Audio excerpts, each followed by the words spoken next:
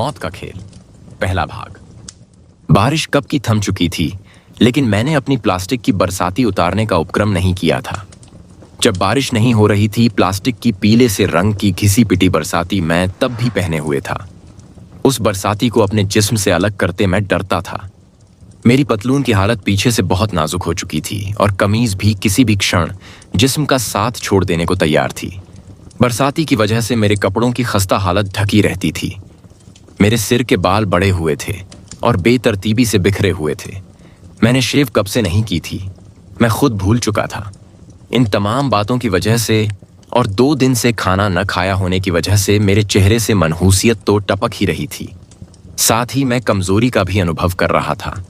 मेरे चेहरे पर लगा चश्मा बार बार अपने स्थान से सरक कर नाक के अग्रभाग पर पहुंच जाता था।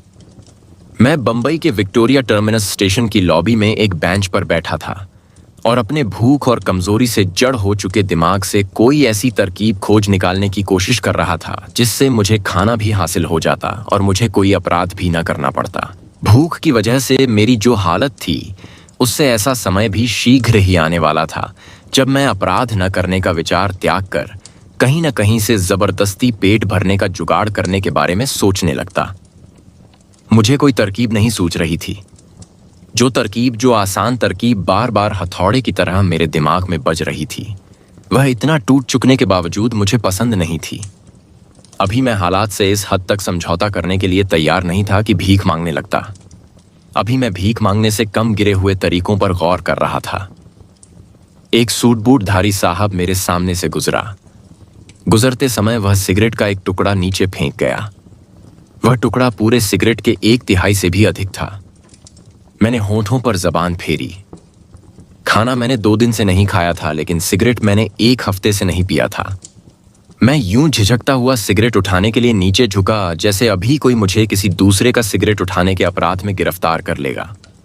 मेरा चश्मा मेरी नाक से ढलक कर नीचे आ गिरा। मेरे मुंह से एक सिसकारी निकली और मैंने जल्दी से चश्मा उठा लिया। चश्मा सही सलामत था। मेरे मुंह से शांति की दीर्घ निश्वास निकल गई। मैंने दूसरा हाथ बढ़ाकर सिगरेट का जलता हुआ टुकड़ा उठा लिया। मैंने चश्मे को मजबूती से नाक पर जमाया और सिगरेट का टुकड़ा होंठों से लगा लिया। मैं बड़े प्यार से सिगरेट के छोटे छोटे कश लेने लगा। सोच रहा था कि शायद सिगरेट के धुएं की गर्मी से मेरे दिमाग की मोम पिघले और मुझे पेट भरने की कोई तरकीब सूझ जाए। एक जमाना था जब सिगरेट पीना तो दूर, अपने धार्मिक संस्कारों की वजह से मैं उसको छूने तक को तैयार नहीं होता था, लेकिन ना वह जमाना बाकी था और ना उस जमाने का मैं बाकी था। अब मैं एक बहुरूपिये की जिंदगी जी रहा था और इस जिंदगी में सिगरेट जैसी मामूली चीज से परहेज की कोई गुंजाइश नहीं रह गई थी। विशेष रूप से तब जबकि सिगरेट नोशी मेरे बहुरूप की सलामती में मददगार थी। आज मैं कथित विमल कुमार खन्ना मुंबई वीटी की बेंच पर बैठा हुआ इतनी बड़ी दुनिया में एकदम तन्हा इंसान था जिसने 2 दिन से खाना नहीं खाया था। मेरे कानों में एक अधिकारपूर्ण स्वर पड़ा। मैंने सिर उठाकर देखा। मेरे सामने एक कुर्ता पाजामा और टोपीधारी, सूरत से गुजराती लगने वाला लगभग 50 साल का गोल मटोल आदमी खड़ा था। उसकी पैनी दृष्टि मेरे चेहरे पर टिकी हुई थी। फरमाइए, मैं बोला। मैंने सिगरेट का आखिरी कश लगाकर उसे जमीन पर फेंक दिया। कई बार आदमी की जुबान से निकला एक इकलौता शब्द भी उसके दिल में झांकने का रास्ता बना देता है। शायद ऐसा ही कुछ मेरे बारे में उस गुजराती ने अनुभव किया। शायद उसे मुझसे ऐसे शिष्ट उत्तर की आशा नहीं थी। मैंने अगर उसकी ए के बदले में क्या मांगता है कहा होता तो सारा सिलसिला ज्यादा स्वाभाविक मालूम होता। उसके चेहरे पर थोड़ी नरमी आ गई। कौन हो तुम? उसने नम्र स्वर से पूछा। भूखा हूं जनाब, मैं बोला। मैंने तुमसे यह नहीं पूछा है। मैं इस वक्त आपको अपना इससे बेहतर परिचय देने की स्थिति में नहीं हूं। मेरा मतलब है कोई काम धाम करते हो। एकदम बेकार हूं जनाब। कोई काम, कैसा भी काम दिलवाइए ना। काम कहाँ रखा है? वह तनिक तिक्त स्वर में बोला। मैंने किसी और वजह से तुमसे यह सवाल पूछा था। वह आदमी कुछ क्षण मुझे घूरता रहा और फिर बोला, 2 रुपये कमाना चाहते हो? मेरा दिल उछलने लगा। अपने सामने खड़ा आदमी मुझे 2 रुपये की कीमत के भोजन से सजा हुआ थाल मालूम होने लगा, लेकिन शीघ्र ही मैंने स्वयं पर काबू पा लिया। बदले में मुझे क्या करना होगा? मैंने संदिग्ध स्वर में पूछा। कुछ भी नहीं। गुजराती बोला, काम बहुत आसान है। अगर तुम वाकई भूखे हो तो तुम्हें उसको करने से कोई ऐतराज भी नहीं होगा। काम क्या है? मैंने दिल्ली के लिए 3rd क्लास स्लीपर की बुकिंग करवानी है। जिस दिन मैंने जाना है उस दिन की बुकिंग कल सुबह से आरंभ होगी। लोग सुबह 4 बजे से ही लाइन में आकर लगने शुरू हो जाएंगे। अभी 11 बजे हैं और बुकिंग लाइन में अभी से 3 आदमी खड़े हैं। बुकिंग सुबह 9 बजे आरंभ होगी। उस समय तक लाइन इतनी लंबी हो जाएगी कि मुझे टिकट मिलना असंभव हो जाएगा। मैं बूढ़ा आदमी हूं। मुझ में इतनी हिम्मत नहीं कि मैं अब से लेकर सुबह 9 बजे तक 10 घंटे लाइन में खड़ा रह सकूं। अगर मेरी जगह सुबह तक के लिए तुम अभी लाइन में लग जाओ तो मैं तुम्हें नगद 2 रुपए दूंगा। जनाब, आप लाइन में नहीं खड़े रह सकते क्योंकि आप बूढ़े हैं। मैं धीरे से बोला। मैं भी लाइन में खड़ा नहीं हो सकता क्योंकि मैं भूखा हूं। लेकिन 2 रुपए मिलने के बाद तो तुम भूखे नहीं रहोगे। जब तक सुबह के 9 बजेंगे तब तक तो 2 रुपए के इंतजार में मेरी आत्मा शरीर त्याग देगी। तुम भले आदमी हो ना? गुजराती झिझकता हुआ बोला। कोई सर्टिफिकेट तो नहीं है मेरे पास, लेकिन अगर आप मेरी जुबान पर विश्वास करें तो भला आदमी हूं। मेरे 2 रुपए लेकर भाग तो नहीं जाओगे? अगर मेरा ऐसा ही कुछ करने का इरादा होगा तो मैं भला आपके 2 रुपये लेकर क्यों भागूंगा? आपका टेंटुआ दबाकर आपका सारा माल नहीं साफ कर दूंगा। मेरे साथ आओ। मैं उठकर उसके साथ हो लिया। वह मुझे एक बुकिंग ऑफिस के पास ले आया। एक बंद खिड़की के सामने 5 आदमी एक दूसरे के पीछे बैठे थे। गुजराती उनके पीछे जा खड़ा हुआ। उसने जेब से निकालकर एक एक के 2 नोट मुझे दिए और बोला, मैं यहां खड़ा होता हूं, तुम खाना खाकर जल्दी लौटो। अच्छा, और सुनो, फरमाइए, तुम्हारा नाम क्या है? विमल। रहते कहां हो? मैं यूं हंसा जैसे मुझे गुजराती की अक्ल पर तरस आ रहा हो। जिनके घर होते हैं उनके पेट खाली थोड़े ही होते हैं। शायद उसे भी मेरी हंसी का अर्थ समझ आ गया। वह जल्दी से बोला, ठीक है, ठीक है, जल्दी वापस आओ। अभी गया और अभी आया, मैं बोला, और आना जरूर। मैंने उसकी बात नहीं सुनी। पैसा हाथ में आते ही मेरी भूख दुगनी हो गई थी। मैं मुट्ठी में नोट दबाए लपकता हुआ स्टेशन से बाहर निकल आया। सड़क के पार ही एक सस्ता सा होटल था। मैं होटल में प्रविष्ट हो गया। होटल की बाएं ओर एक लंबा काउंटर था जिसके पीछे एक बड़ी बड़ी मूंछों वाला, सूरत से ही बदमाश लगने वाला हट्टा कट्टा आदमी बैठा था। काउंटर के भीतरी सिरे के समीप एक टेलीफोन बूथ था। होटल की आधी मेजें खाली थीं। मैं काउंटर के समीप की एक मेज पर बैठ गया। एक मैला कुचैला सा लड़का मेरे सामने आ खड़ा हुआ। खाना लाओ, मैं होंठों पर जुबान फेरता हुआ बोला। जल्दी। जेब में पैसे हैं। छोकरे के कुछ कहने से पहले ही काउंटर के पीछे बैठा हुआ बदमाश सा लगने वाला आदमी कठोर स्वर में बोल पड़ा। मेरी आवाज शायद उसके कानों तक पहुंच गई थी। उसे मेरे जैसे होलिये के आदमी की जेब में खाने की कीमत अदा कर पाने जितना पैसा होने की उम्मीद नहीं मालूम होती थी। मेरी मुट्ठी में दबे 1-1 रुपए के 2 नोट एक दूसरे में गड्ढमड्ढ होकर एक गोली का रूप धारण कर चुके थे। मैंने वह गोली काउंटर पर उस आदमी के सामने उछाल दी। उसने गोली खोली, एक एक कर दोनों नोट अलग किए। उसके होंठों पर मुस्कुराहट उभरी और फिर वह उच्च स्वर में बोला, ए छोकरा, बड़ा साहब के लिए फौरन खाना ला। क्या लाऊं साहब? छोकरा बोला। जो कुछ भी 2 रुपए में ज्यादा से ज्यादा हासिल हो सकता है, मैं बोला। छोकरे ने कुछ कहने के लिए मुंह खोला, लेकिन फिर बिना कुछ बोले सिर हिलाता हुआ वहां से चला गया। मैं पीठ के साथ जा लगे पेट को दबोचे होंठों पर जुबान फेरता हुआ खाना आने की प्रतीक्षा करने लगा। होटल में मौजूद और लोगों को खाते देखकर मुझे प्रतीक्षा करना दूभर लग रहा था। मैंने उनकी ओर देखना बंद कर दिया। मेरी निगाह एक बार फिर काउंटर पर बैठे देव से टकराई। वह अब भी मुझे संदिग्ध निगाहों से देख रहा था। शायद वह सोच रहा था कि कहीं मैं ये नोट घर से छाप कर तो नहीं लाया था। छोकरा मेरे लिए दाल, सब्जी, प्याज चटनी और 4 रोटियां ले आया। बस इतना ही मेरे मुंह से अपने आप निकल गया। अभी इतना तो खाओ। छोकरा बोला, रोटी और लाता हूं। मैं यूं खाने पर झपटा जैसे जिंदगी में पहली बार खाने की सूरत देखी हो। छोकरा अभी मेरी दृष्टि से ओझल नहीं हुआ था और मैं अपने सामने रखी 4 रोटियां निगल चुका था।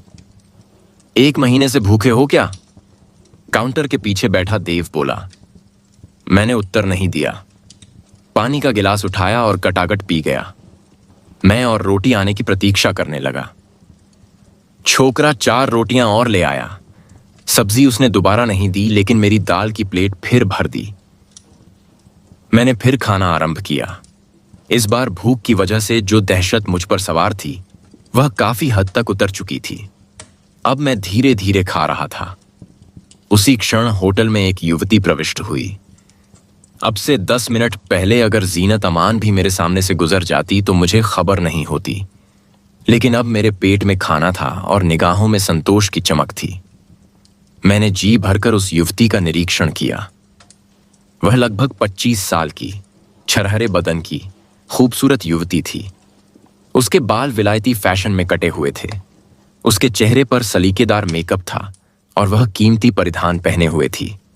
अपने दाएं हाथ में एक गहरे लाल रंग का प्लास्टिक का बैग झुलाती हुई वह काउंटर के समीप से होती हुई टेलीफोन बूथ की ओर बढ़ रही थी। काउंटर के पीछे बैठा देव लालायित नेत्रों से उसे सिर से पैर तक नाप रहा था। युवती होटल में मौजूद लगभग हर किसी की तारीफ और लालसा भरी निगाहों की शिकार होती हुई टेलीफोन बूथ में प्रविष्ट हो गई। बूथ का दरवाजा उसके पीछे बंद हो गया। मुझे बूथ के दरवाजे के ऊपरी भाग में लगे शीशे में उसकी धुंधली सी सूरत दिखाई दे रही थी। मैं धीरे धीरे खाना खाता रहा। मेरी भूख खत्म हो चुकी थी। मेरा पेट भर चुका था, लेकिन क्योंकि दोबारा खाना कब मिलेगा भी या नहीं, इसकी कोई गारंटी नहीं थी, इसलिए मैं जबरदस्ती ठूंस ठूंस कर खा रहा था। छोकरा मुझे 2 रोटियां, थोड़ी सी दाल और थोड़ा सा प्याज और दे गया, और साथ ही नोटिस दे गया कि 2 रुपए के बदले में मिलने वाले खाने की यह आखिरी किश्त थी। मैंने सहमति सूचक ढंग से सिर हिलाया और खाना खाता रहा। जिस समय मैं आखिरी रोटी को जबरदस्ती पेट में डालने की कोशिश में लगा हुआ था, उसी समय टेलीफोन बूथ का दरवाजा खुला और युवती बूथ से बाहर निकली। बूथ का स्प्रिंग लगा दरवाजा उसके पीछे अपने आप बंद हो गया। वह अपनी ऊंची अड़ी की सैंडल ठकठकाती हुई नाक की सीध में होटल से बाहर की ओर बढ़ रही थी। मैं खाना भूलकर अब पलक उसे बाहर जाते देख रहा था। उसी क्षण एक ख्याल हथौड़े की तरह मेरी चेतना से टकराया। लाल हैंडबैग।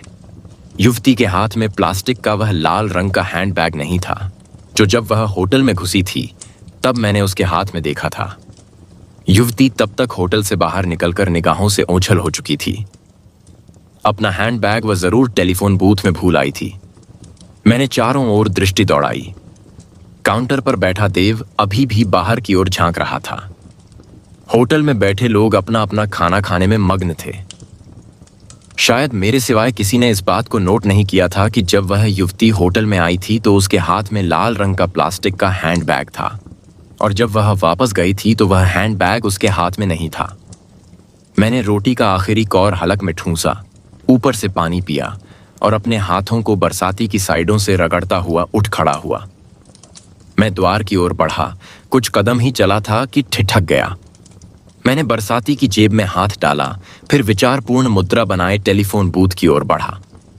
काउंटर पर बैठा देव संदिग्ध नेत्रों से मुझे देख रहा था। मैं टेलीफोन बूथ में घुस गया और अपने पीछे दरवाजा बंद कर लिया। एक बार शीशे में से मैंने काउंटर की ओर देखा। देव की निगाहें उसी ओर लगी हुई थीं। मैंने दरवाजे की ओर पीठ कर ली। काइन बॉक्स के बगल में बने एक छोटे से रैक पर डायरेक्टरी के ऊपर वह लाल हैंडबैग रखा था। एक बार तो मेरे मन में ख्याल आया कि मैं वह हैंडबैग उठाऊं और भागता हुआ उस युवती के पास जाऊं। शायद वह अब भी फुटपाथ पर ही कहीं होगी और उसे उसका हैंडबैग सौंप दूं। लेकिन वह ख्याल अधिक देर तक मेरे दिमाग में नहीं टिका। पता नहीं उस क्षण मेरे मन में उत्सुकता थी या बेईमानी, लेकिन मैंने पहले बैग खोलकर भीतर झांकने का निश्चय कर लिया। मैंने बाएं हाथ से हुक पर से टेलीफोन उठाकर कान से लगा लिया। दाएं हाथ से एक ऊट पटांग नंबर डायल कर दिया। दूसरी ओर से बिजी टोन आने लगी। मेरे दाएं हाथ ने यूं एक्शन किया जैसे मैंने काइन बॉक्स में सिक्के डाले हों। ये सब मैं इसलिए कर रहा था ताकि बाहर काउंटर पर बैठा देव अगर अभी भी मुझे घूर रहा हो तो उसे तसल्ली हो जाए कि मैं वाकई टेलीफोन कर रहा था।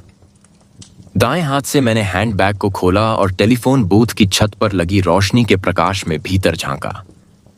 मेरा मुंह सूख गया। किसी महिला के बैग में अपेक्षित साधारण सौंदर्य प्रसाधनों के ऊपर 100 के नोटों की नई नकोर बैंक की अनखुली गड्डी मौजूद थी। मेरी सांस तेज हो गई, मेरा शरीर पसीने से नहा गया। मैंने एक गुप्त दृष्टि बूथ से बाहर काउंटर की ओर डाली। काउंटर के पीछे खड़ा देव उस समय मेरी ओर नहीं देख रहा था। 10,000 रुपए। मेरे दाएं हाथ की उंगलियां खुद ही पर्स में सरक गईं। इससे पहले कि मैं पूरे सिलसिले के बारे में कोई विवेकपूर्ण बात सोच पाता, नोटों की गड्डी मेरी पतलून की जेब में पहुंच चुकी थी। मेरे दाएं हाथ की उंगलियों ने बैग दोबारा बंद कर दिया। मेरे मानस पटल पर भविष्य के उज्जवल स्वप्न चलचित्र की तरह चलने लगे। मेरी दरिद्रता के दिन समाप्त हो चुके थे। शायद भगवान ने ही ऐसे साधन जुटाए थे कि मैं उस होटल में 2 रुपए का खाना खाने आऊं और 10,000 रुपए लेकर लौटूं। अपने नगाड़े की तरह बजते दिल पर काबू पाने का प्रयत्न करते हुए मैंने रिसीवर क्रेडल पर टांग दिया। मैं वापस घूमा। मैंने बूथ के द्वार को धक्का देने के लिए हाथ बढ़ाया। मेरा हाथ द्वार को छू भी नहीं पाया कि किसी ने बाहर से खींचकर एक झटके से द्वार खोल दिया। मेरे सामने बैग की मालकिन खड़ी थी। वह मेरे लिए मौत की घड़ी थी। मेरा निचला जबड़ा नीचे लटक गया था। भय, उत्कंठा और आतंक के भावों से मेरी आंखें फटी पड़ रही थीं। मैं पत्थर की प्रतिमा बना उस युवती के सामने खड़ा था। उन कुछ क्षणों के लिए मेरे लिए संसार की गति रुक गई थी। मेरा हैंडबैग रह गया था। युवती मधुर स्वर में बोली। मुझे जैसे सांप सूंघ गया था। मेरे मुंह से बोल नहीं फूटा। मैं पूर्ववत मुंह बाए जड़ सा अपने स्थान पर खड़ा रहा। मैंने कहा, मेरा हैंडबैग। और जब तक मेरे दिमाग में वहां से भाग निकलने का ख्याल आया, तब तक काउंटर के पीछे खड़ा देव अपने स्थान से हटकर मेरे सामने युवती की बगल में आ खड़ा हुआ। क्या बात है? उसने संदिग्ध नेत्रों से मुझे घूरते हुए युवती से प्रश्न किया। कुछ नहीं, युवती सहज स्वर में बोली। अभी थोड़ी देर पहले मैं यहां टेलीफोन करने आई थी। भूल से अपना हैंडबैग यहीं छोड़ गई थी, वही लेने आई हूं। काउंटर के पीछे खड़े देव ने एक सरसरी दृष्टि बूथ में डायरेक्टरी के ऊपर रखे बैग पर डाली। फिर उसने दोबारा मेरी ओर यूं देखा जैसे जेलर अक्सर जेल का मेहमान बनने वाले चोर को देखता है, और फिर क्रुद्ध स्वर में मुझसे बोला, क्या बिजली के खंभे की तरह बूथ में गड़े खड़े हो? एक तरफ हटते क्यों नहीं? मैं लड़खड़ाता हुआ बूथ से बाहर निकल आया। भाग निकलने के बारे में सोचना भी बेकार था। मैं अभी 10 कदम भी आगे नहीं बढ़ा होता कि देव ने मुझे दबोच लिया होता। युवती ने हाथ बढ़ाकर अपना बैग उठा लिया। तुम्हें कोई दौरा पड़ता है क्या? देव जैसा आदमी मुझसे बोला। नहीं। बड़ी कठिनाई से मैं अपने मुंह से एक शब्द निकाल पाया। तो फिर तुम्हारे चेहरे का रंग क्यों उड़ा हुआ है? अभी तो तुम ठीक थे। मेरे मुंह से बोल नहीं फूटा। वह आदमी और संदिग्ध हो उठा। युवती ने अपना बैग अपनी बाह में लटका लिया था। मेम साहब, जरा देख लीजिए, वह आदमी बोला। बैग में आपकी चीजें सही सलामत तो हैं। मुझे यह आदमी ठीक नहीं मालूम होता। मुझे लगा कि मेरे दिल की धड़कन रुक जाएगी। अगले ही क्षण मैं चोरी के इल्जाम में गिरफ्तार होने वाला था। युवती के बैग के 10,000 रुपए मेरी जेब में बरामद होने की देर थी कि मैं हवालात में होता। मेरे जैसा फटेहाल आदमी अपनी जेब में 100 के नोटों की चमचमाती हुई गड्डी की मौजूदगी की कोई विश्वसनीय वजह बयान नहीं कर सकता था, जबकि वह युवती बड़ी आसानी से साबित कर सकती थी कि वह रकम उसकी थी। मैं फंस चुका था। अच्छा, युवती सहमति सूचक ढंग से सिर हिलाती हुई बोली। उसने अपना बैग खोलकर भीतर झांका। मेरी सांस रुक गई। वह कुछ क्षण बैग में मौजूद अपनी चीजों का निरीक्षण करती रही और फिर बोली, सब ठीक है, कोई चीज गुम नहीं है। अब तक मैं केवल भय से जड़ था, अब मेरे आश्चर्यचकित होने की बारी थी। मुझे अपने कानों पर विश्वास नहीं हुआ। हे भगवान, यह चमत्कार कैसे हो गया? क्या युवती को भी मालूम नहीं था कि उसके बैग में 10,000 रुपए थे? अच्छी तरह देख लीजिए, देव जैसा आदमी बोला। मुझे तो यह आदमी पक्का चोर मालूम होता है। इसकी सूरत से भी ऐसा ही लगता है जैसे इसने जरूर कोई गड़बड़ की है। यह आदमी तुम्हें चोर लगता होगा। युवती शांत स्वर में बोली। मुझे नहीं लगता। मेरी कोई चीज गुम नहीं हुई है। अगर इस आदमी की नीयत खराब होती तो मेरा बैग लेकर यह कब का यहां से चंपत हो चुका होता। देव जैसे आदमी के चेहरे से निराशा झलकने लगी। वह अभी भी संदेह और उपेक्षा भरी निगाहों से मुझे देखता हुआ वापस काउंटर के पीछे पहुंच गया। न जाने कब की अटकी हुई मेरी सांस अब बाहर निकली। मेरे साथ आओ, युवती धीरे से बोली और बिना मेरी ओर दोबारा दृष्टिपात किए लंबे डग भरती हुई होटल से बाहर की ओर चल दी। मैं यंत्र चालित सा होटल से बाहर निकलने के बाद वह मेरी बगल में चलने लगी। एक बार फिर मेरे दिमाग में भाग निकलने का ख्याल आया, लेकिन फौरन ही गायब हो गया। एक तो वैसे ही मेरी बॉडी सिंगल सिलेंडर की थी, दूसरे फाकाकशी करते रहने की वजह से मेरा रहा सहा दम भी निकल चुका था। मेरे मुकाबले में वह युवती काफी चुस्त और बलिष्ठ मालूम होती थी।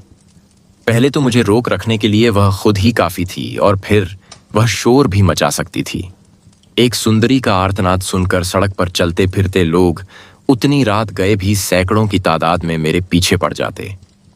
मैं भीगी बिल्ली की तरह फुटपाथ पर युवती के साथ चलता रहा। अपनी पतलून की जेब में रखी 10,000 के नोटों की गड्डी मुझे टाइम बम जैसी लग रही थी, जो किसी भी क्षण फट सकता था।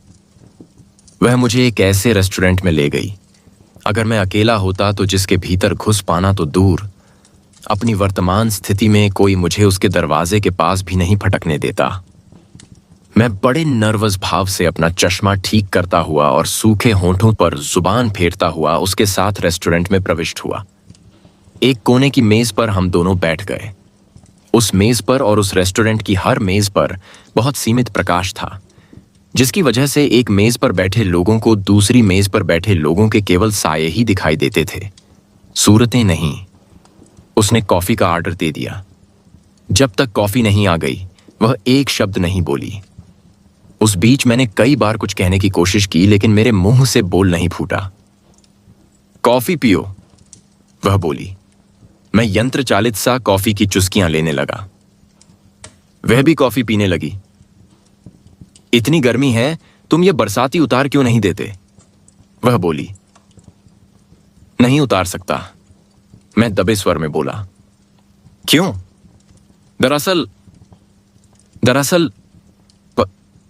पीछे से मेरी पतलून की हालत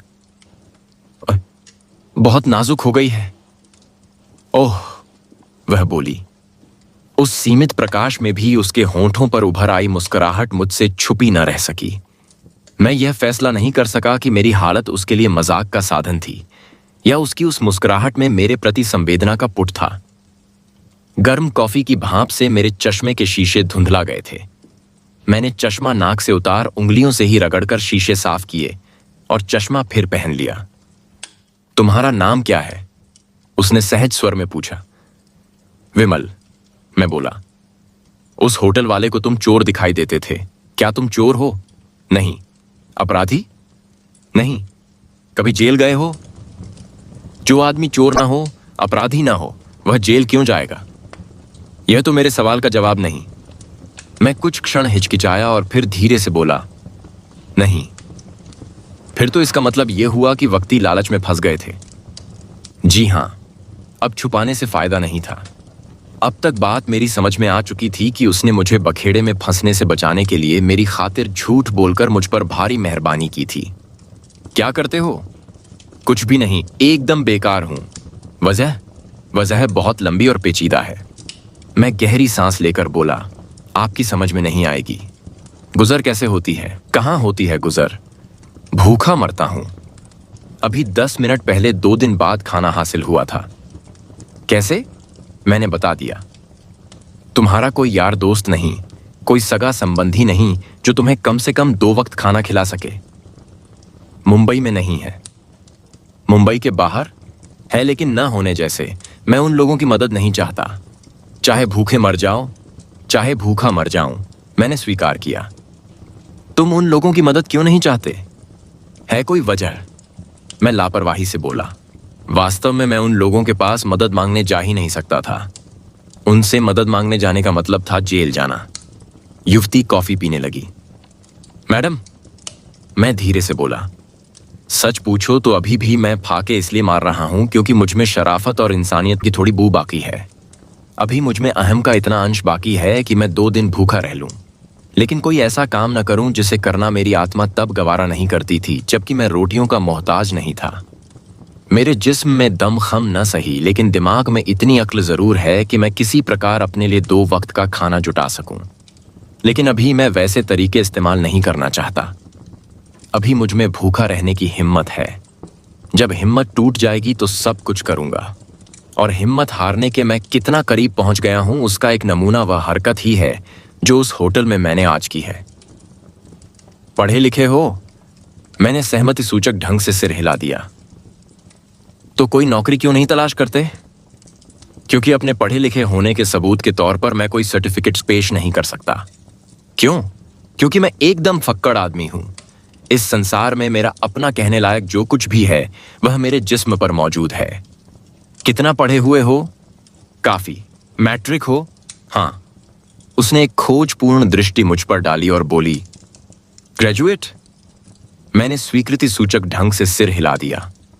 या और भी ज्यादा? वह बोली, मैंने अर्ज किया है ना मैडम, मैं काफी पढ़ा लिखा हूं, लेकिन सड़क पर घूमने वाला आवारा, मुफलिस और सूरत से चोर दिखाई देने वाला इंसान पढ़ा लिखा हो या अनपढ़, इससे दुनिया को क्या फर्क पड़ता है? नौकरी की खातिर तुम किसी को विश्वास नहीं दिला सकते कि तुम अपने सर्टिफिकेट पेश नहीं कर सकते, लेकिन वास्तव में तुम पढ़े लिखे हो।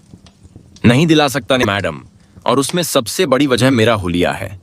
किसी बड़े साहब को इस बात का विश्वास तो मैं तब दिलाऊं जबकि कोई मुझे उसके पास फटकने दे।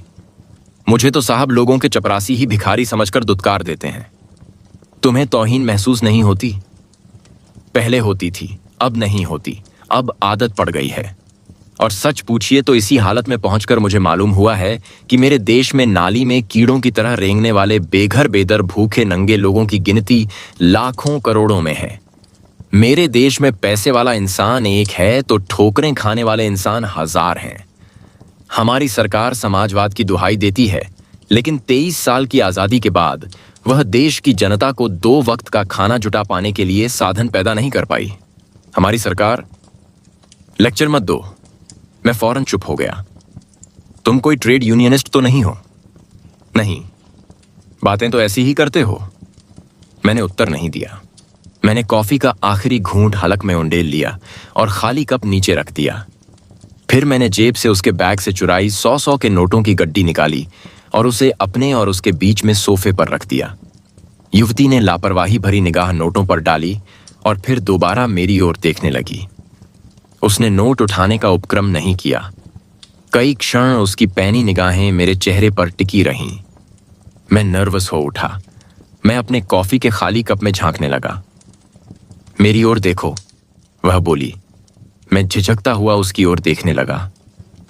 मैं तुम्हारी बातों से प्रभावित हुई हूं। तुम मुझे कामचोर नहीं लगते और पढ़े लिखे और ईमानदार आदमी लगते हो।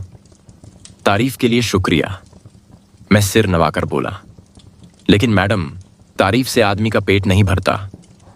डोंट टॉक नॉनसेंस, युवती तनिक झुंझलाकर बोली। मैं तुम्हारी तारीफ नहीं कर रही हूं। मैं तुम्हें वे बातें बता रही हूं जिसकी वजह से मैं तुम्हें नौकरी दिलवाने वाली हूं। नौकरी? मैं भौंचक्का सा बोला। मुझे? हाँ। उसका स्वर एकदम भावहीन हो उठा था।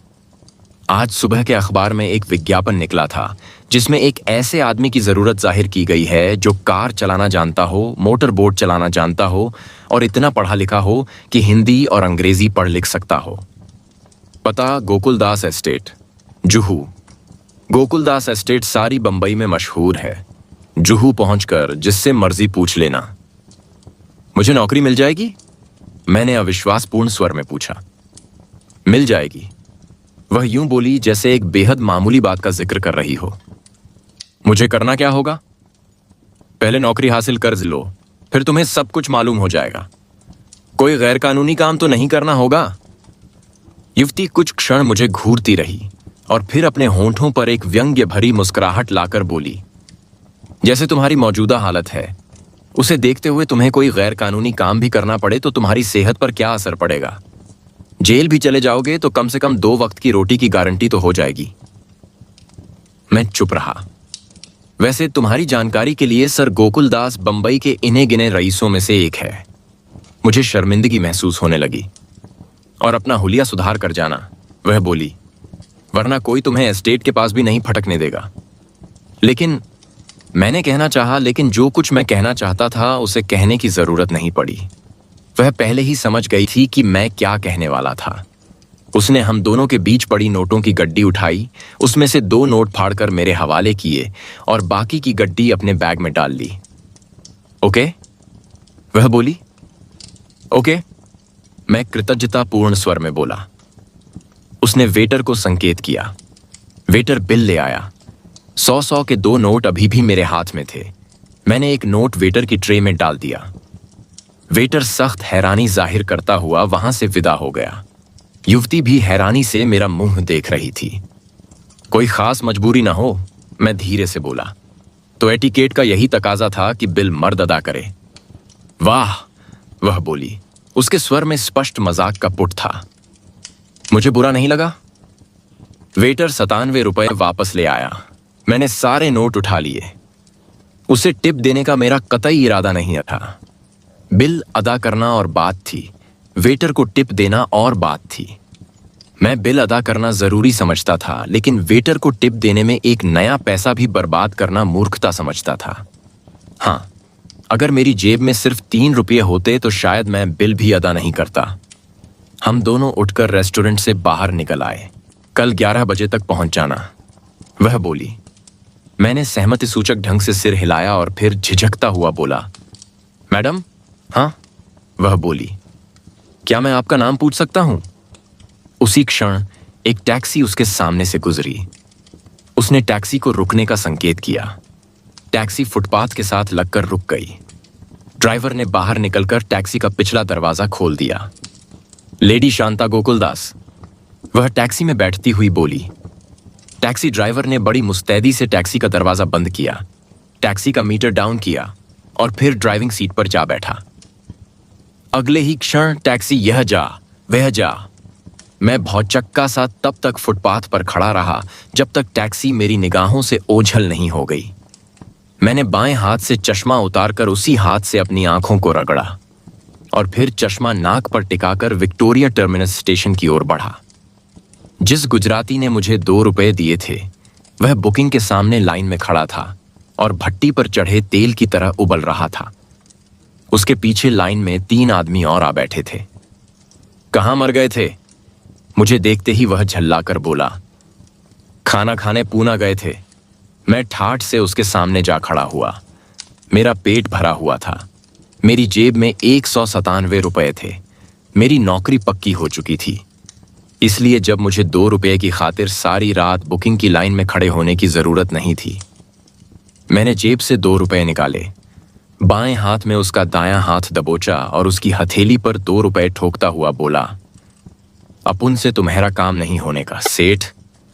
अपुन का भेजा नहीं फिरेला है जो 2 रुपये में इधर 9 घंटे का ड्यूटी मारेगा। गुजराती का गुस्सा काफूर की तरह उड़ गया। वह हक्का बक्का सा मेरा मुंह देखने लगा। अपना रोकड़ा चौकस करो, मैं बोला। तुम वही आदमी हो? वह हैरानी से बोला, जो थोड़ी देर पहले। हाँ, अपुन वही आदमी है। किसी का पॉकेट मारा है क्या? काहे को खाली पीली बोलता है रे? बोला ना अपुन को तुम्हारा काम नहीं करने का, बस खल्लस। और जो मेरा इतना टाइम बर्बाद कर दिया तुमने। वह फिर क्रोधित स्वर में बोला, टेम का 1 रुपया और लो। मैं उससे ज्यादा क्रोधित स्वर में बोला और मैंने 1 रुपये का नोट उसकी हथेली पर रख दिया। गुजराती उल्लू की तरह गोल गोल आंख फिराता कभी हथेली पर रखे 3 रुपयों को और मेरी सूरत को देख रहा था। मैंने उसे आंख मारी, वहां से अबाउट टर्न किया और स्टेशन से बाहर निकल गया। अगर आपको ये कहानी पसंद आई हो तो इसे लाइक करें और चैनल को सब्सक्राइब करें।